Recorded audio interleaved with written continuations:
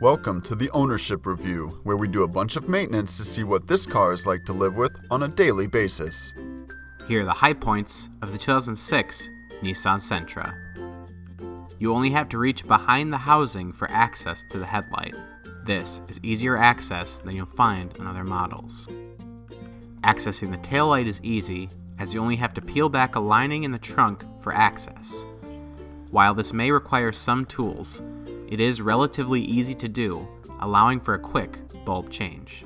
The oil level is easy to check, as the oil dipstick is easily accessible in the engine bay.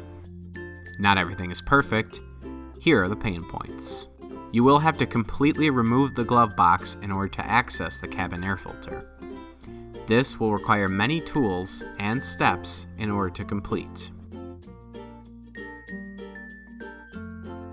The transmission fluid dipstick is slightly tough to access, as you will have to make a tough reach in the engine bay in order to remove. The brake fluid level is difficult to check, as the maximum and minimum level markers are not overly visible due to the reservoir being located in the back of the engine bay.